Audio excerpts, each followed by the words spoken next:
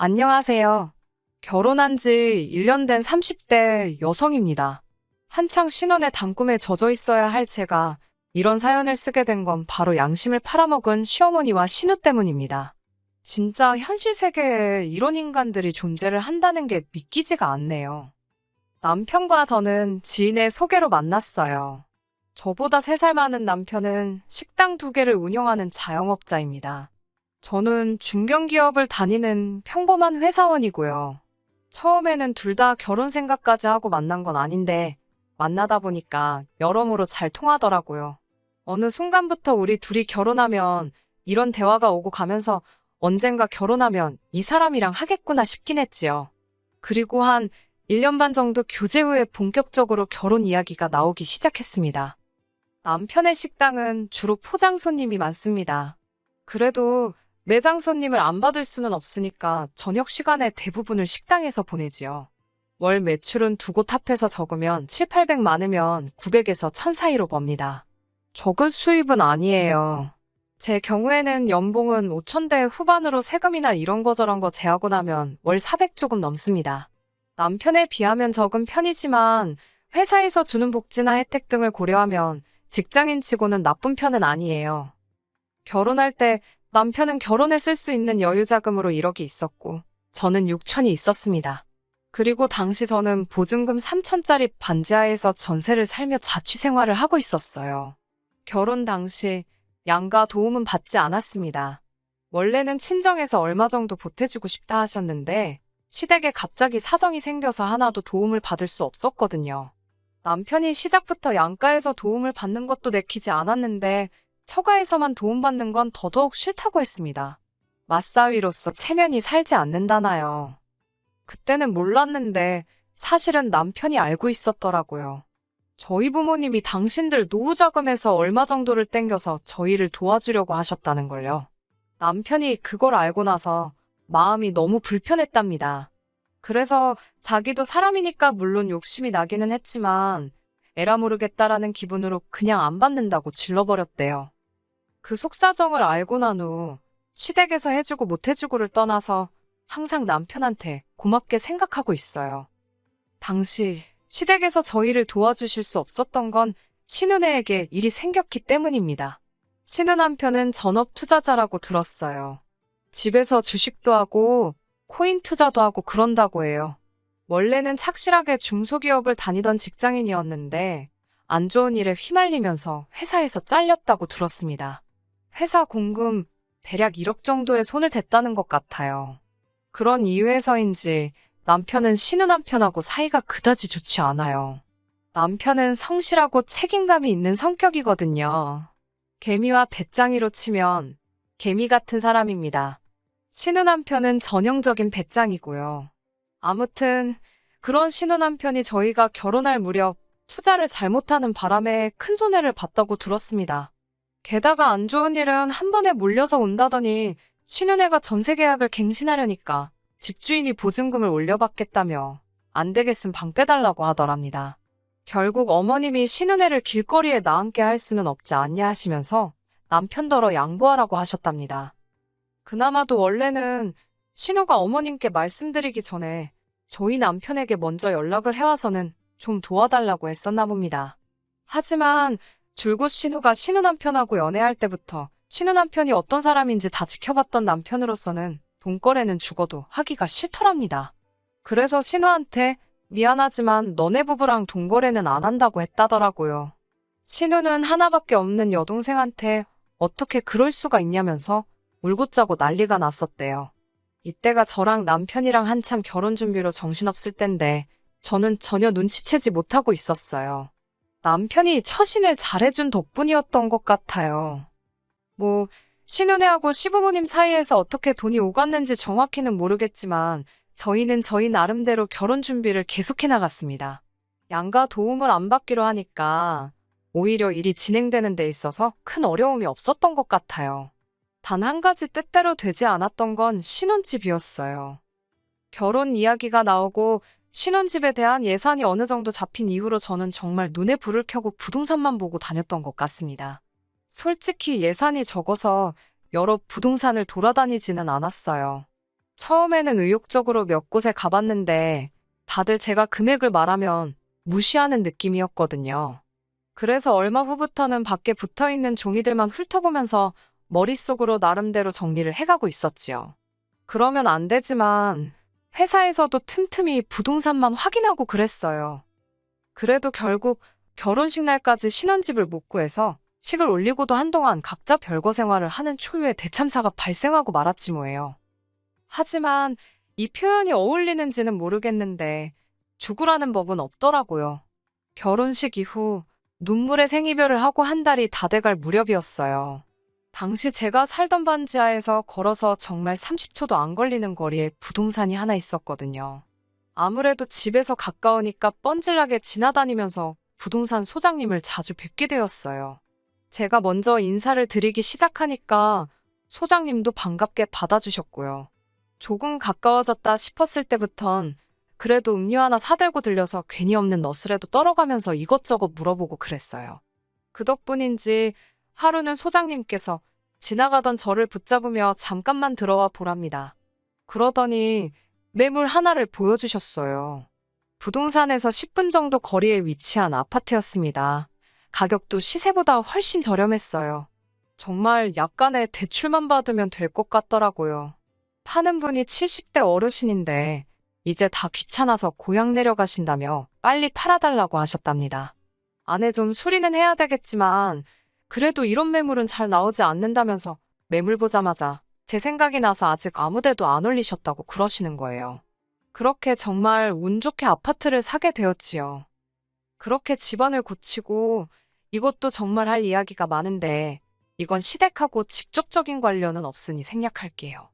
마침내 결혼식을 올린 후 2달 만에 신혼생활을 시작하게 되었지요. 그리고 그 무렵 신우가 임신했다는 소식을 전해왔습니다. 솔직히 저희 결혼할 때 축의금을 못 받아서 저희도 따로 선물은 안 했어요. 남편이 안 받았으니 안 주는 게 맞다고 하지 말자고 했고 저도 기분이 상했던 터라 굳이 남편 말에 반대해가면서까지 챙기고 싶지는 않더라고요. 축하한다고 전화하고 꽃바구니만 보냈습니다. 아무튼 신혼집에 들어가고 일주일도 되지 않았을 시점에 신우에게 집들이 안 하냐고 연락이 왔어요. 당시 가정가구도 다 들어오질 못한 상황이라서 시간이 좀 걸릴 것 같다고 했습니다. 그러자 신우가 한다는 말이 혹시 시부모님께서 결혼할 때 도와준 거 없다고 일부러 안 부르는 거 아니냐고 그러더라고요. 제가 설마 그럴 리가 있냐면서 그리고 혹시나 해서 하는 말인데 저희 친정부모님도 아직 와보신 적 없다니까 그 말이 진짠지 아닌지는 자기가 확인할 수도 없고 알고 싶지도 않다더군요. 말투가 완전히 싸우자는 식이었어요. 그러더니 꼭 시부모님부터 모시고 집들이를 하랍니다. 먼저 결혼해 본 선배가 해주는 조언이라고 생각하고 고깝게 듣지 말라나요. 어이가 없었지요. 손이 신우도 아니고 심지어 나이도 저보다 어리면서 겨우 결혼 저보다 일찍 했다고 선배를 운운하다니 황당했어요. 그래도 임신한 사람이랑 싸울 수는 없으니 그냥 참고 들어줬습니다. 남편에게 이야기하니까 얼마나 으스댈 게 없으면 그런 걸 들먹이겠냐고 신경도 쓰지 말랍니다. 만만한 게 나냐고 제가 속상하다고 투덜거리니까 다시 한번 이런 일이 있으면 자기가 가만 안 둔다고 하더라고요. 하지만 이건 앞으로 있을 일에 비하면 진짜 애교에 불과했어요. 어느덧 가구와 가전도 다 들어왔습니다. 취향과 가격 그 중간쯤으로 타협해서 신혼집을 꾸몄지요. 앞으로 갚아나가야 할 대출을 생각하면 머리가 아픈 건 사실이었지만 남편도 저도 열심히 벌고 있었으니까 크게 스트레스를 받지는 않고 있었어요. 집들이를 준비하면서 남편이나 저나 맞벌이를 하다 보니 처음에는 집들이 음식을 주문하려고 했습니다. 저도 자취생활을 오래 하긴 했지만 점심은 대부분 회사에서 해결했고 저녁은 샐러드나 도시락으로 간단하게 해결하는 편이었기 때문에 요리라고 부를 만한 건 잘 못하거든요. 남편도 비슷한 상황이었어요. 요식업에 종사하고 있어도 매일같이 하는 거나 잘하는 거지 다 잘하는 건 아니라며 손사래를 치더군요. 그런데 임신 중인 신우를 생각하니까 시켜먹기가 좀 찝찝하더라고요. 혹시나 잘못 먹고 배탈이라도 나면 큰일이잖아요. 맛이 없더라도 탈이 안 나는 게 중요하다 싶었기에 죽이 되든 밥이 되든 저희가 직접 해보기로 했지요. 집들이 당일이었습니다. 제가 속물처럼 보일지도 모르겠지만 솔직히 실망했네요.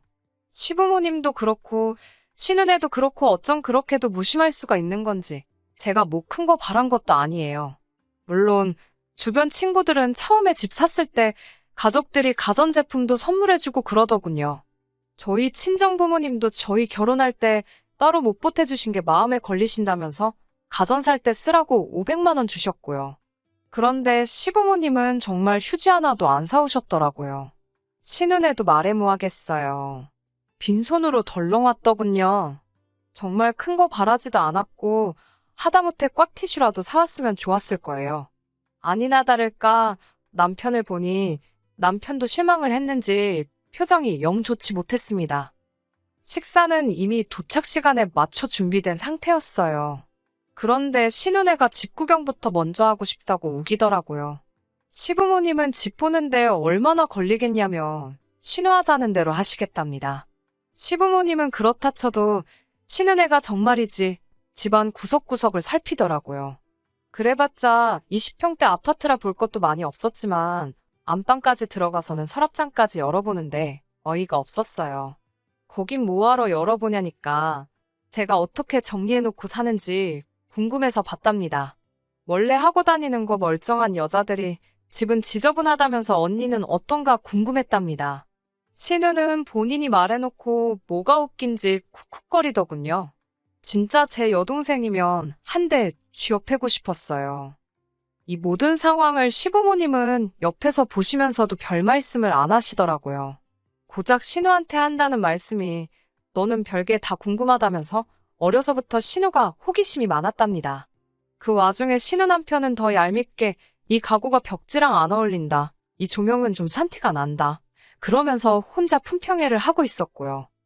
부부가 어쩜 그렇게 똑같이 꼴배기 싫은 소리만 해대던지 그냥 다들 빨리 갔으면 좋겠다는 생각뿐이었어요. 그래도 나름대로 기분 나쁜 티를 안 내려고 했는데 남편이 제 기분을 읽었는지 빨리 식사부터 하자며 서두르더군요.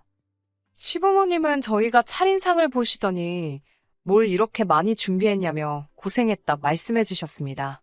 저희 입에는 괜찮았는데 어머님 아버님 입에는 맛이 어떨지 몰라 긴장이 많이 되었어요. 아버님께서 먼저 맛을 보시더니 따봉을 보여주시면서 맛이 끝내준다 하셨습니다. 그러자 남편이 제가 거의 다 한 거라며 저를 치켜 세워주더라고요. 사실은 남편이 거의 다 하고 저는 보조역 할 정도만 했기에 좀 민망했지만 기분은 좋았어요. 그리고 다 같이 식사를 시작하고 정말 2, 3분이나 지났을까요? 갑자기 신우가 자기 아랫배를 붙들고는 대굴대굴 구르면서 배가 너무 아프답니다. 속이 너무 이상하다면서 토할 것 같다고 저더러 음식에 뭘 넣었냐고 고래고래 소리를 지르더라고요. 제가 넣긴 뭘 넣냐고 대답을 하긴 했지만 순간 정신이 하나도 없었어요. 혹시 내가 정말 무슨 실수라도 한 건가 싶어서요. 제가 남편에게 당장 119를 부르라니까 신우가 부르지 말라면서 일단 좀 쉬어야겠다고 그러더군요. 그러더니 자기 남편더러 저희 안방으로 자기를 데려다 달라는 거예요. 작은 방을 손님방으로 만들어 둔 터라 그 방에도 소파베드가 있었는데 자기는 임산부라서 푹신한데 눕고 싶다나요. 아프다니까 뭐라고도 못하고 안방 침대를 그대로 내줬습니다. 이때부터 뭔가 미심쩍긴 했는데 진짜 아픈 걸 수도 있으니까 차마 추궁하기도 뭐하고. 그 와중에 어머님은 저더러 음식 만들 때 뭐뭐 넣었는지 읊어보라고 하시더군요. 그러자 남편이 사실은 제가 만든 게 아니고 본인이 했다고 말했습니다. 어머님께선 그 말을 들으시고는 사내 새끼가 아내 잘못을 싸고 도는 것만큼 꼴보기 싫은 게 없다면서 너는 빠지라고 그러셨어요. 억울했지만 남편이 좀 전에 제가 다 했다고 했으니 어머님이 오해하실 만도 했지요. 저는 어머님께 특별히 다른 재료 넣은 거 없다고 불고기 재료가 다 거기서 거기지 별다른 게 들어갈 게 뭐가 있겠냐고 말했습니다. 너무 억울해서 말도 잘 안 나오더라고요. 저는 계속해서 제가 뭔가 잘못 넣었으면 왜 다른 사람들은 괜찮냐고 어째서 신우만 아프겠냐고 물었지만 어머님이 저를 보는 눈빛은 말 그대로 너 내 딸한테 무슨 짓을 한 거냐 이거였어요. 정말 속이 상하고 답답했지만 어떻게 제 잘못이 아니라고 입증할 방법이 없었습니다. 제가 신우에게 이러지 말고 병원에 가자고 했지만 병원은 가기 싫다면서 안방에서 안 나오고 버티더라고요. 집안 분위기는 얼음장처럼 차가워졌고 시어머니께서 내가 타셨는지 단단히 잠긴 안방문 앞에서 신우를 달래느라 씨름을 하고 계셨습니다. 많이 아픈 거냐? 괜찮냐? 대답 좀 해봐라. 엄마 쓰러지는 꼴 볼래? 집에 갈래? 어떻게 해줄까? 다 나열하기도 힘드네요. 30분쯤 지났을까? 신우가 한다는 말이 제 사과를 받고 싶답니다. 억울하고 황당했어요. 신우는 계속 제가 한 음식 때문에 아프다면서도 정작 안방문 뒤에 숨어서는 나오지도 않고 병원도 안 가고 이제 저더러 사과까지 하라니. 어머님께서는 얼른 저더러 사과하고 달래서 병원에 데려가라 하셨어요. 저는 사과는 못한다고 버텼습니다. 사과를 하더라도 신우가 병원에 가는 게 먼저라고요. 병원에서 정말 음식 때문에 배탈이 났다고 하면 제가 그때는 사과를 하던지 보상을 하던지 하겠다고 했습니다. 솔직히 그 시점에는 전 신우가 꾀병이라고 거의 확신하고 있었어요. 왜냐하면 신우가 화장실을 안 가더라고요. 어머님은 저더러 지독하다면서 잘못을 했으면 인정을 해야지 윗사람이 좋은 꼴 보인다면서 저 그렇게 안 봤는데 실망이랍니다. 그때 신우가 집에 간다며 다 죽어가는 표정으로 방에서 나오더라고요. 제가 붙잡아서 말도 붙여보기 전에 신우 남편이 저더러 손대지 말라면서 그러는 거 아니랍니다. 하지만 얼마 뒤 저는 정말 충격적인 사실을 알게 되었습니다. 얼마나 놀랬던지 온몸에 소름이 끼쳤고 정말 사람이 이렇게까지 못될 수도 있다는 걸 배웠습니다. 신우의 배탈 사건이 있은 후 신우는 저에게 보상금을 요구해왔습니다. 제가 만든 불고기를 먹고 극심한 복통과 스트레스에 시달리게 되어 아기 천사를 잃을 뻔했다면서 정신적 피해 보상금을 달라고 했습니다. 황당하고 어처구니가 없어서 말도 안 나오더라고요. 남편도 기가 찬다면서 자기 여동생이지만 아무래도 정신줄을 놓친 것 같답니다. 사실 더 심하게 욕했는데 여기다 차마 적을 수가 없네요. 그러더니 며칠 뒤 같이 시댁에 가서 시부모님과 진지하게 상의를 해보자며 그날은 장사도 일찍 접고 집으로 왔더라고요. 시댁에 간다고 연락은 드렸냐니까 드리면 또 신우가 알게 되고 그러면 또 여우 같은 게 어머님 아버님한테 쑥덕쑥덕거린다고 그럴 틈을 주면 안 된다면서 기습하듯이 가자고 했습니다. 그렇게 시댁에 도착했는데 현관문이 열려 있었어요. 안방 쪽에서 큰 소리가 오가는 게 들렸는데 시부모님이랑 신우의 목소리였습니다. 저도 모르게 본능적으로 남편 입을 제 손으로 막으며 조용히 하라고 했습니다. 안에서 무슨 이야기가 오가는지 들어야만 할 것 같았거든요. 신우는 돈 안 주면 남편한테 다 이야기한다는데 어떡하냐며 소리를 지르고 있었습니다. 친아빠라니, 그러면 네 뱃속에 있는 게 김서방 애가 아니라고. 너 제정신이냐? 김서방도 알아? 아버님도 무슨 일인지 불같이 화를 내고 계시더라고요. 3천만 주면 다시는 안 나타날 거래. 일단 돈부터 받아서 주고 나중에 갚을 거야. 갚으면서 그때 사정이 있어서 그랬다고 잘 설명하면 이해해주겠지. 지금 내가 무슨 소리를 들은 건가? 설마 내가 생각하는 게 맞나? 설마 그럴 리가 싶어서 차마 방문을 열지 못하고 있는데 어머님 목소리가 들려왔습니다. 어쩌겠냐고. 이렇게 된 이상 어떻게든 네 올케한테 돈 받아내서 입막음 하랍니다. 아버님께서는 어머님더러 미쳤냐고 지금 뭔 소리를 하냐며 역성을 내셨지만 어머님께서는 그럼 이제 와서 얘더러 뭐 지 올케한테 가서 자진납세라도 하라고 하냐고 아니면 뭐 김서방한테 자진납세 시키고 이혼녀 만들어야 직성이 풀리겠냐면서 오히려 적반하장으로 나가시더군요. 당신은 당신 딸이 며느리한테 가서 언니, 제가 거짓말했어요.